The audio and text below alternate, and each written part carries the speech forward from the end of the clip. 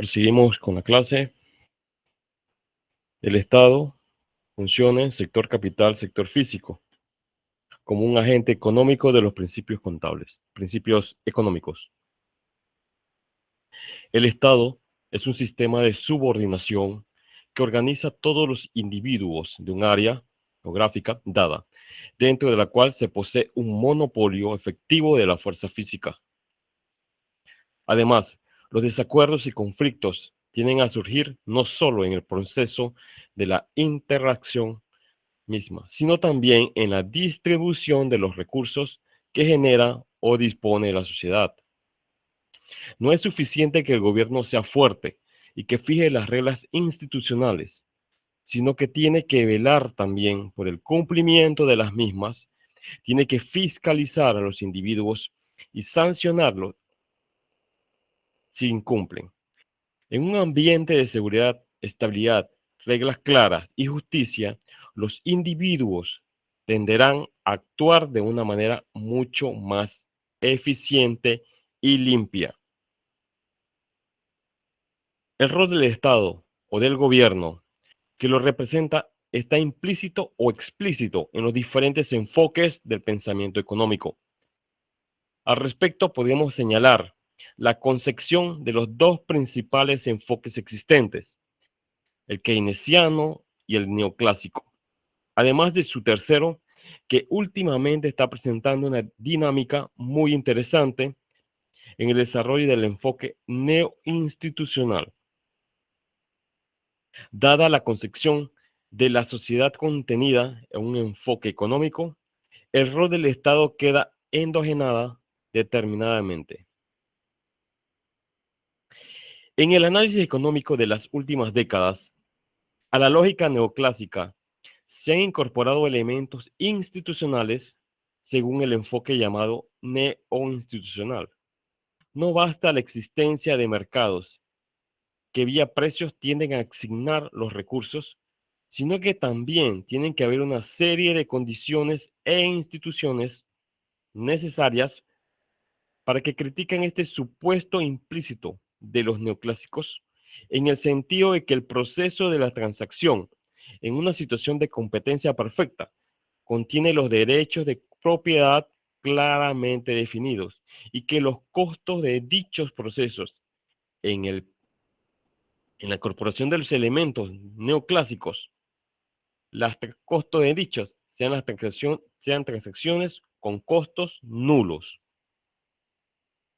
Para esto existen evidencias claras que en los países del mundo la intervención del Estado ha permitido un incremento en la formación bruta del capital, modificaciones en la compensación de los sectores de la producción, permitiendo se refuercen los efectos sobre la integración nacional del aparato productivo, emplear el capital en áreas específicas, por ejemplo, la creación de empleos, el elevado nivel de producción de los sistemas globales de una materia específica,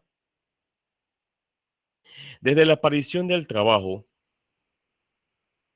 semi-informal, cual lo señala Arrow Kurz en 1970, se despertó el interés en el análisis de la relación entre la política fiscal y la tasa de crecimiento de una economía.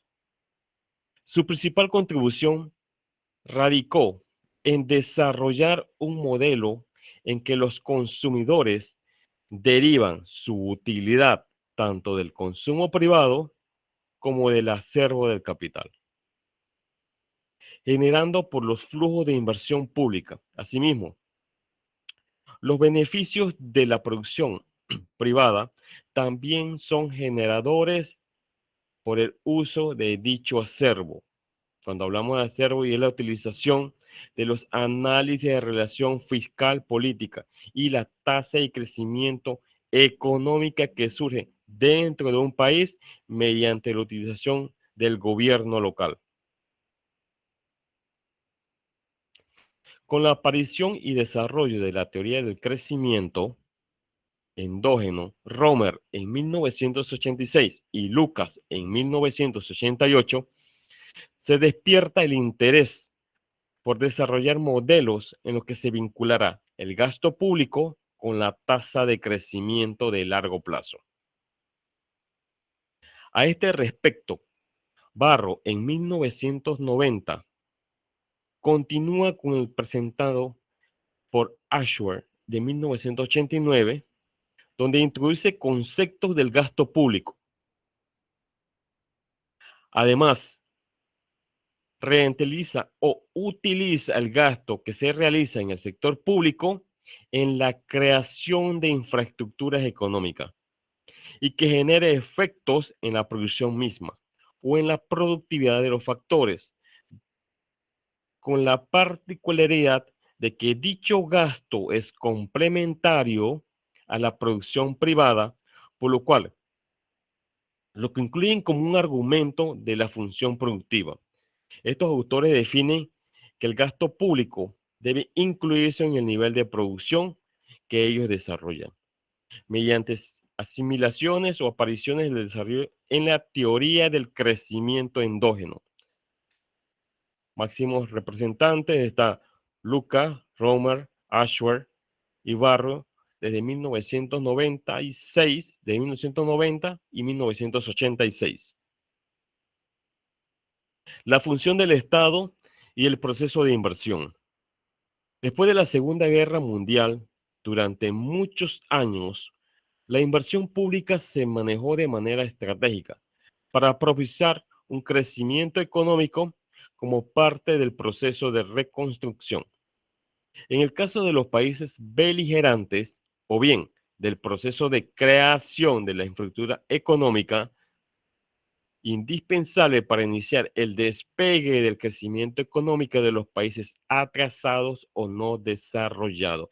La principal función del Estado es mantener una política sana, tanto en el nivel económico y políticas sanas a nivel de a través del Estado, concerniente al gasto público, para que el nivel de crecimiento haga un despegue y ayudar a aquellos países atrasados o no desarrollados que aumenten el producto de inversión anual.